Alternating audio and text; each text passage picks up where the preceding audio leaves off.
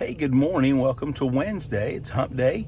It's Wednesday night supper at church, lasagna on the menu. It's Bible study day, 11 a.m. or 7 p.m., whichever fits your schedule. And so I'm looking forward to our time together. Our Bible reading today comes from Leviticus chapter 12. It is a video about ritual cleansing after childbirth. By the way, this is the week before Mother's Day, so I hope you're prepared for Sunday and celebration of motherhood. Um, I began learning early in my adult career about bloodborne pathogens and the importance of caution around exposed blood because of the potential for disease that is there. The birth process is a bloody process, and so God is giving his people some stipulations, some requirements just regarding caution and recovery after being around those exposed bodily fluids.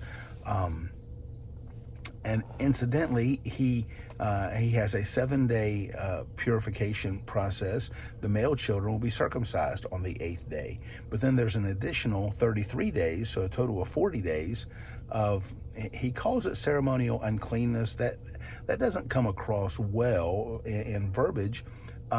But what it actually is in practicality is an extended maternity leave, and I would expect the Hebrew mothers were willing to accept that regardless. It was just a restriction from contact with other people and from her normal duties, which would have been very rigorous, as they have been for most women throughout human history. It's only been in recent years that much of the domestic workload has found some level of sharing and division, and dad and husband and father doing some of that to make mom's load a little bit easier. And that's not true in every case, but it's true in many cases in society.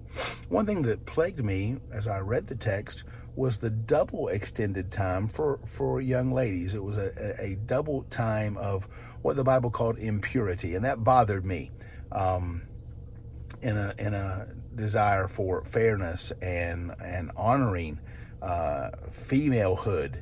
I was like, well, why do girls demand twice the time of uncleanness? Well, one commentary helped me to understand that even today, but especially during that time, female birth weights were typically lower, I suppose making them more fragile, more volatile.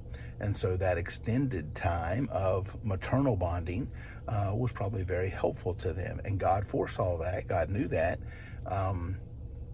And like I say, I think I struggled more with just some of the language of uncleanness and impurity than I did the practical aspect of the distinction that God was making here between male birth and female birth. But nevertheless, I'm enjoying reading. We'll be in Leviticus chapter 13 tomorrow. We're approaching the halfway point of the book of Leviticus, only 27 chapters, and I'm finding things there that are so helpful and beneficial and instructive that maybe are surprising to me. And so I hope that you are gleaning from the Word as well. And I hope you have a great Wednesday for His glory. God bless you.